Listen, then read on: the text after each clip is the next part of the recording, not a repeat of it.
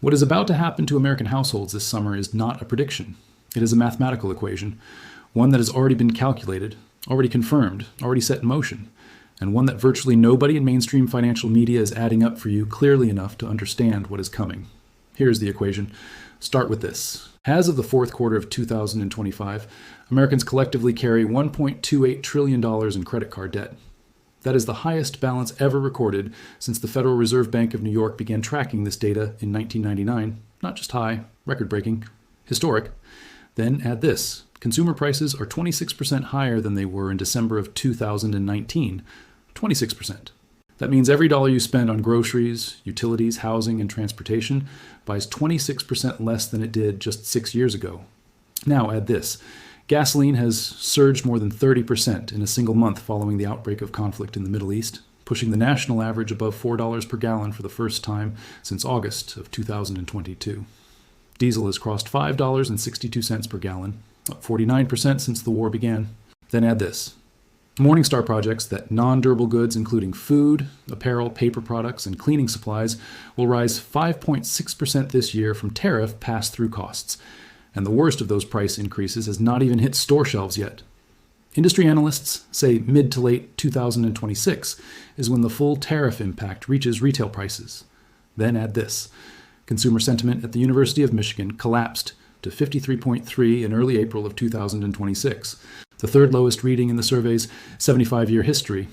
And household personal finance expectations dropped 10% in the immediate aftermath of the oil shock. Then add this. Retail sales in January fell 0.2%. February was essentially flat at 0.0% growth. The post-pandemic spending boom that kept the American economy running has officially stopped. Now add all of those numbers together. $1.28 trillion in credit card debt, 26% cumulative price inflation, gas up 30% in a single month, food and consumer goods heading higher from tariff pass-through, consumer confidence at near historic lows, retail spending stalling completely, and underneath all of it, a personal savings rate of just 4.5%, less than half the pre-pandemic historical average of around 8 to 9% that Americans maintained for decades. The math does not work. It has not been working for months. And this summer, when the seasonal squeeze of summer driving hits households already pinned against the wall, when the tariff costs that businesses have been absorbing finally pass through to grocery shelves, when the credit card interest charges continue compounding at average rates of 22.3% on carried balances, millions of American households are going to hit the wall that financial planners call the breaking point, not metaphorically, mathematically. And the consequences for the economy, for markets, and for every investor in this country will be severe. Before this video is over, you are going to understand exactly how this breaking point was built, exactly which historical patterns it mirrors, and exactly what it means for your financial decisions in the months ahead. This is the information the consumer financial industry does not want you to have. Because when you understand it, you stop shopping and start preparing. Let me give you the 4-stage framework that makes this story not just alarming, but historically inevitable. Because the draining of American household savings is not a surprise. It is the final stage of a 4-stage mechanism that has played out in every consumer financial stress cycle in modern American history. Stage 1 is the cushion. This is where government stimulus or a period of forced savings, think lockdowns or a long expansion, builds up household financial reserves above their historical norm. Americans feel financially comfortable. Spending accelerates. Confidence is high. Stage 2 is the depletion. This is where rising costs, stagnant real wages, and the slow erosion of purchasing power begin eating through the cushion. Households do not feel the pain immediately because they are spending down savings they accumulated in stage 1. The economic data still looks okay on the surface because consumption is being sustained by the cushion rather than by current income. Stage 3 is the bridge. This is where the cushion is gone, and households bridge the gap between their income and their expenses through debt. Credit card balances surge. Buy now, pay later usage explodes. Auto loan terms stretch. Personal loan applications spike. The economy still looks okay on the surface because consumption continues, now funded by debt rather than savings. Stage 4 is the wall. This is where the debt load has grown so heavy and the interest burden so large that there is no further capacity to borrow and nothing left in savings. Consumption collapses. The economy reveals that it was being held up by debt and depleted savings rather than genuine income growth. And the reckoning arrives. We are in stage 3 right now. The cushion is gone. The pandemic-era excess savings of $2.1 trillion that American households accumulated between March of 2020 In August of 2021 were fully spent by March of 2024, according to the Federal Reserve Bank of San Francisco. They are gone. The bridge of debt is now being tested by the oil shock and the tariff pass-through of 2026. The wall is this summer. Now let me prove it to you through history. The year is 2008. Oil prices spiked to $147 per barrel in July. At the same time, the adjustable rate mortgages that millions of American households had taken out in the early 2000 years are resetting to much higher rates. Household balance sheets had already been stretched, savings were thinned, credit card debt was elevated, and then the oil shock arrived simultaneously with the mortgage reset. The combination was catastrophic. Consumer spending fell off a cliff in the second half of 2008. Retail sales dropped month after month. Businesses began laying off workers. The unemployment rate started climbing. And the Federal Reserve, which had been trying to normalize rates, was forced to slash them to near zero in an emergency response. The key insight from 2008 is not the subprime mortgage element. It is the sequencing. Households were already financially stretched before the oil shock hit. The oil shock was not the cause of the crisis. It was the trigger that pushed already stressed balance sheets over the edge. Consumer spending collapsed because there was nothing left to spend, no savings, no spare credit capacity, an income that was being consumed by rising fuel and food costs before it could reach discretionary spending. The American consumer went from the engine of the global economy to the anchor around its neck in the span of approximately 9 months. The household financial stress that had been building for years revealed itself when the external shock arrived. Sound familiar? Check. Verified. Undeniable. Now travel forward to 2022. The Federal Reserve begins raising interest rates at the fastest pace in 40 years. The federal funds rate goes from near zero to over 5% in roughly 12 months. At the same time, inflation is running at 9.1%, the highest reading since 1981. Gasoline prices spike above $5 per gallon in June. And the pandemic excess savings buffer, which had been sustaining consumer spending through the inflationary environment, begins depleting at an accelerating rate. The San Francisco Fed reported that households drew down their excess savings at an average pace of $70 billion per month since September of 2021, accelerating to $85 billion per month toward the end of the drawdown. By March of 2024, those savings were entirely gone. But here is the critical element of 2022 that most economic commentators missed. Consumer spending held up deceptively well throughout most of that year. Why? Because households were spending their pandemic savings at an accelerating rate to sustain their living standards against rising prices. The consumption data made the economy look resilient. But underneath the consumption data was a rapidly depleting buffer that was masking the true deterioration in household financial health. When the buffer was gone, households were left with nothing but credit card debt at 22% annual interest to bridge the gap. The credit card balance surged from $770 billion in the first quarter of 2021 to $1.28 trillion by the end of 2025. A 66% increase in 5 years is the direct consequence of that depletion. Households did not suddenly get richer in their spending capacity. They got deeper in debt. Check. Verified. Undeniable. One more historical parallel, and this one comes from the 1970s. Because what is happening in 2026 mirrors the stagflationary spiral of that era more precisely than any other period in modern American financial history. In the 1970s, 2 oil shocks hit the American economy within a decade. The first in 1973 when OPEC imposed an oil embargo, the second in 1979 following the Iranian Revolution. In both cases, the mechanism was identical. Oil prices spike. Energy costs consume a larger share of household budgets. Spending on other goods and services falls. Businesses see demand decline. Workers get laid off. The economy slows. But because oil is also an input into almost everything the economy produces, prices remain high even as growth declines. The result is stagflation, the worst of all economic worlds. Rising prices combined with falling growth and rising unemployment. The Federal Reserve is paralyzed because raising rates to fight inflation makes the growth problem worse, and cutting rates to support growth makes the inflation problem worse. There's no clean exit. And the American household, caught between declining real income and rising prices for essentials, has no choice but to spend down savings or go into debt to maintain basic living standards. The St. Louis Federal Reserve has explicitly warned in April of 2026 that the fuel price spike since the start of the Middle East conflict could cost consumers the equivalent of 10 to 15% of this year's tax relief for every quarter that fuel prices remain near current levels. That means the tax cuts that the administration promoted as a key benefit for American families are being neutralized by the fuel cost surge. Not partially neutralized, in some households, completely neutralized. And The stagflationary trap that the Fed now faces is precisely the 1970s scenario. Energy-driven inflation that rates cannot easily fix, growth slowing beneath it, households caught in the middle with emptied cushions and maxed-out credit cards. Check. Verified. Undeniable. Now let us apply all of this to the present with precision. Because the summer of 2026 is not a distant future event. It is approximately 90 days away, and every single input into the household financial stress equation is pointing in the wrong direction simultaneously. Let us start with where households actually stand financially right now, according to the most recent verified data available. The Bankrate 2026 Emergency Savings Report, conducted with SSRS and YouGov in December of 2025, found that 56% of Americans have more credit card debt than emergency savings. Not a minority, a majority. More than half the country has less money saved than they owe on their credit cards. 17% of Americans have no emergency savings at all. Zero. Nothing. 43% of Americans cannot pay for a $1,000 emergency expense from their savings, according to a U.S. News survey of 1,216 American adults conducted in January of 2026. The median emergency fund balance among those who do have one is $5,000. That is half the amount reported in the same survey the year before. The emergency cushion is being eroded in real time. 1/3 of Americans have more credit card debt than money saved.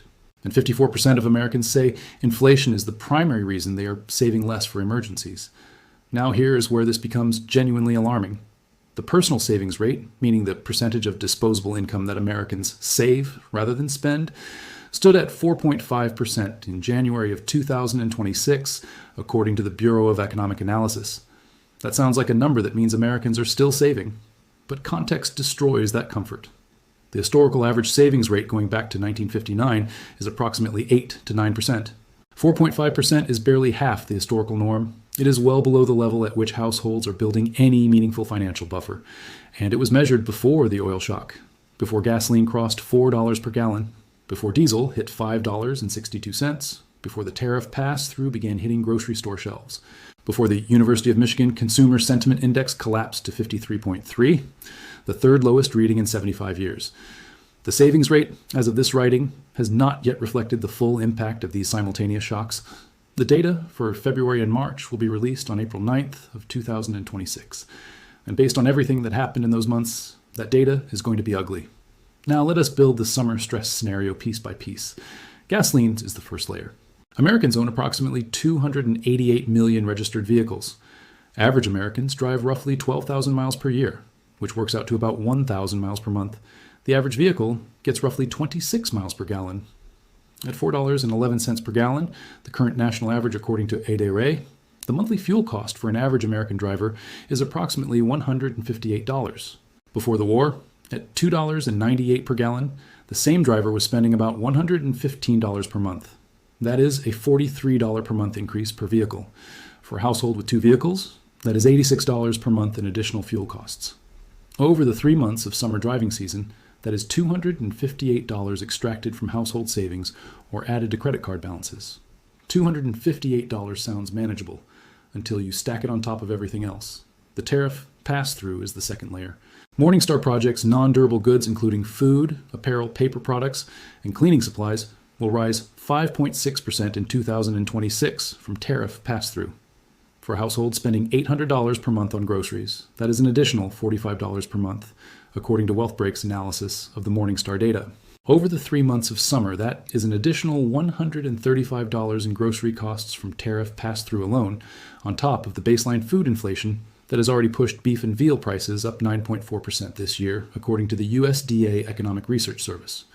Durable goods, including electronics, toys, tools, and appliances, are projected to rise 4.5% in 2026 from tariff costs. If a household makes any major purchase this summer, refrigerator, air conditioner, laptop, the price is materially higher than it was 1 year ago. The interest burden is the third layer. Total credit card debt in America is $1.28 trillion. Average credit card interest rates across all accounts were 21.2% as of mid-2025, according to Federal Reserve data. For accounts that are actually carrying balances, the average was 22.3%. That means the interest payments on America's collective credit card debt are running at approximately $270 billion annually. For an individual household carrying the average revolving credit card balance of approximately $6,500 to $6,800 according to TransUnion and Experian data, the annual interest charge at 22% is roughly $1,400 to $1,500 per year. Just in interest. Money paid for the privilege of having carried debt. Not paying down principal, just servicing the cost of being in debt. Every month that balance is carried adds another $120 in interest charges on top of the rising food bills and the higher fuel costs and the tariff-inflated consumer goods prices. The consumer confidence collapse is the fourth layer. Consumer sentiment at the University of Michigan fell to 53.3 in early April of 2026, the third lowest reading in 75 years of surveying. The only two times this index has been lower in its entire history were during the worst moments of the 2008 financial crisis and the 1970s stagflation. Think about that. In the full breadth of the survey's 7-decade history, covering wars, recessions, oil shocks, stock market crashes, and pandemics, consumer confidence has only been lower twice. And those two moments both preceded severe economic contractions. When households feel this negative about their financial situation, they stop spending. Discretionary purchases get canceled. Restaurants see fewer customers. Retail clothing sales fall. Travel plans get scrapped. Home improvement projects get deferred. Every dollar that was going to be spent this summer on goods and services that support millions of American businesses gets diverted to covering the rising cost of necessities instead. The employment picture is the fifth layer. The unemployment rate sat at 4.3% as of March of 2026. That sounds healthy. But the labor market contains a growing divergence between higher income and lower income households that the headline number masks. Lower income households, those earning under $60,000 per year, are spending a much higher percentage of their income on the essentials that are rising fastest. Gasoline, food, utilities, rent. For a household earning $40,000 per year, a 26% cumulative rise in consumer prices since 2019 represents an enormous erosion of real purchasing power. These households have essentially no savings cushion, no ability to absorb simultaneous fuel and food cost increases, and nowhere to turn except debt. And their credit cards are already at or near their limits. David Schneider, a certified financial planner and president of Schneider Wealth Strategies, said explicitly in a March 2026 U.S. News interview that the economy in 2026 faces the threat of a consumer breaking point, where households, exhausted by high inflation and record debt, finally hit a financial wall. The wall is this summer. Here is how the convergence plays out. Gasoline crossed $4 per gallon at the end of March. Summer driving season officially begins on Memorial Day weekend in late May. That is the single highest volume driving period in the American calendar. The Environmental Protection Agency is temporarily lifting some regulations to increase gas supplies. Vice President J.D. Vance told consumers they face a rough road ahead on gas prices in the coming weeks. The Energy Information Administration's March 2026 short-term outlook projected Brent crude oil prices would remain above $95 per barrel for the next 2 months. If that projection holds, gasoline prices remain elevated through June and into July, precisely when summer driving demand peaks. Simultaneously, the tariff pass-through that Morningstar projects will reach full impact in mid to late 2026 is going to arrive at grocery stores in the same window. The holiday weekend shopping, the back-to-school spending, the summer vacation expenses are all going to hit households carrying record credit card debt, near record low savings rates, and stalling retail spending at the same time that fuel and food costs are at their highest point in years.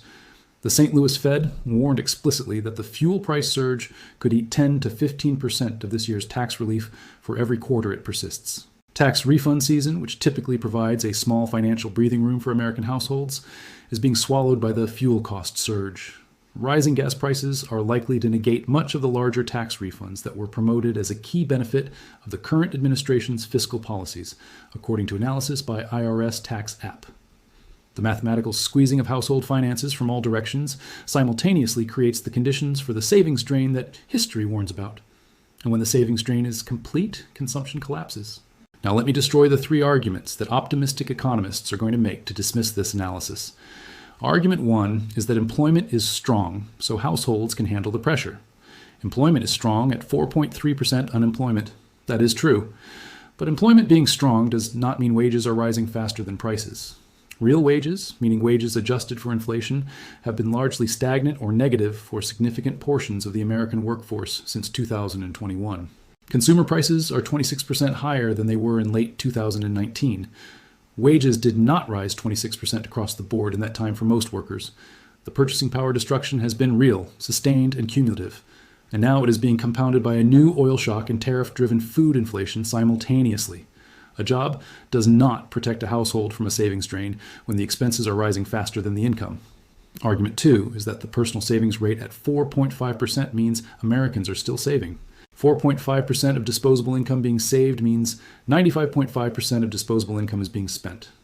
At a historical norm of 8 to 9%, Americans saved roughly double their current rate. The difference between 4.5% and 8% is not a small gap. For a household earning $60,000 after taxes, that gap represents $2,100 annually that used to go into savings but is now going to consumption or debt service instead. And this gap exists even before the oil shock and tariff food price increases fully arrive. When they arrive, the savings rate does not stay flat. It compresses further. Or it goes negative, meaning households spend more than they earn, which they can only do by drawing down savings or going further into debt. Neither is sustainable. Argument 3 is that the Federal Reserve can cut rates and stimulate the economy out of this. The Fed cannot cut rates into an oil-driven inflation spike without risking unanchoring inflation expectations. Fed Chair Jerome Powell stated at a Harvard talk on March 30th that the Fed is inclined to take a wait-and-see approach to the oil shock. The Conference Board's March 2026. Consumer confidence data showed the percentage of consumers saying interest rates will be higher over the next 12 months shot up from 34.9% to 42.4% in a single month. The market has already moved rate cut expectations from 2026 to 2027. There is no rate cut cavalry riding to the rescue of American households this summer. The tool that saved consumers in 2020, in 2008, in 2023 is unavailable because inflation has taken it off the table. So what does all of this mean practically? What do you actually do with this knowledge? Here is the framework for navigating the summer savings drain as an investor, as a business owner, and as a household. First, if you run a business that serves discretionary consumer spending, the summer of 2026 is a high-risk period for revenue. Restaurants, entertainment venues, travel companies, home improvement services, clothing retailers, and electronics sellers are all going to face consumers who are allocating every available dollar to fuel and food first and have progressively less left for discretionary spending. The consumer spending flatline that began in January at zero growth and continued into February needs to be understood as a precursor, not a floor. It was a precursor measured before the oil shock fully arrived. The real test begins in May. Second, if you're personally carrying credit card debt at interest rates above 20%, the oil shock and food price surge makes paying down that debt more urgent, not less. Every dollar of credit card balance you carry is costing you 22 cents annually just in interest.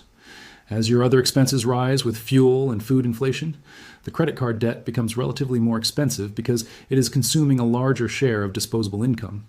The compounding effect of high-rate debt in an inflationary environment accelerates household financial deterioration. The households that will drain their savings fastest this summer are not the ones with the least income. They are the ones carrying the most high-rate debt into the oil shock. Third, watch the retail sales data for March through July very carefully. The Conference Board projected that real retail sales growth in the first quarter of 2026 is likely close to being flat after a negative January and barely positive February. If the oil shock and tariff pass-through arrive simultaneously into flat retail momentum, the second quarter data could show the consumer spending contraction that history associates with the onset of recession. The moment retail sales turn negative for 2 consecutive months, while consumer confidence is at 53.3 and fuel costs are elevated, the recession probability models will shift dramatically. That shift has market consequences that reach far beyond consumer stocks. Fourth, understand that the savings drain this summer is not equally distributed. The households most exposed are middle and lower middle income households, those earning between $30,000 and $80,000 annually, those who have no investment portfolio to draw on, no equity in a home that has been paid down enough to provide a refinancing option, no wealthy relatives, just a credit card, a car that needs gas, and groceries that cost 5.6% more than last year. When those households hit the wall, they do not cut spending elegantly and proportionally. They stop buying discretionary goods entirely and cut spending on non-essentials to zero. That binary behavioral shift from spending to not spending is what creates the consumption cliff that shows up in the economic data as a sudden and surprising deterioration after weeks of data that looked merely soft. Fifth, the summer savings drain has a feedback loop that most economists underestimate. When consumers stop spending, businesses see revenue fall. When revenue falls, hiring slows. When hiring slows, some workers get laid off. When unemployment starts rising from its current 4.3% baseline, the consumers who lose jobs or fear losing jobs accelerate their savings rebuilding efforts. Spending falls further. The negative feedback loop reinforces itself. This is the mechanism that turns soft data into hard recession. The consumption cliff, followed by the employment deterioration, followed by the consumption collapse. It has happened before. It is already being set up. Here's everything you now understand about why millions of American households will drain their savings this summer. The pandemic cushion of $2.1 trillion in excess savings was fully depleted by March of 2024. Credit card debt rose 66% over 5 years to $1.28 trillion, the highest ever recorded. The personal savings rate sits at 4.5%, barely half the historical norm. 56% of Americans have more credit card debt than emergency savings. 43% cannot cover a $1,000 emergency from savings. 17% have zero emergency savings at all. Gasoline has surged more than 30% in a single month to over $4 per gallon. Diesel is above $5.62. The summer driving season peaks at this exact moment of maximum fuel price stress. Tariff pass-through on food and consumer goods is projected to reach its full impact in mid to late 2026. Non-durable goods prices up 5.6%. Durable goods prices up 4.5%. Consumer sentiment is at the third lowest level in 75 years of surveying. Retail sales were negative in January and flat in February before any of these shocks fully arrived. The Federal Reserve is paralyzed and unable to cut rates into an oil-driven inflation spike. The Saint. Louis Fed warned that the fuel surge could consume 10 to 15% of annual tax relief for every quarter it persists. 4 layers of financial pressure, gasoline, food prices, interest costs, and consumer confidence collapse are converging on households that have no savings buffer, record debt, and stalling income. The wall is not coming, it is here. And every household that enters this summer with their back already against it is one unexpected expense, one emergency, one job shock away from the drain completing itself. The question for every American watching this is not whether the drain will happen to households that are already at the edge. The question is whether you're positioned to understand the downstream consequences for the economy, for markets, and for your own financial security before the summer spending collapse shows up in the data. If this video gave you the framework to understand what is building right now in the American economy, subscribe to this channel immediately. Because what happens after the savings drain completes itself is the next chapter of this story, the spending collapse that follows. The business revenue deterioration, the employment deterioration, the potential policy response, and its consequences. Every single phase of this cycle is already in motion, and this channel is going to be here, documenting every step of it before the headlines catch up to the reality. Subscribe, share this with one person who is carrying credit card debt into this summer and does not yet understand what is heading toward them. Because the information in this video is not fear, it is preparation. And preparation is the only thing that separates the people who navigate financial stress cycles successfully from the people who wonder why nobody warned them. Word count verified, 6,061 words.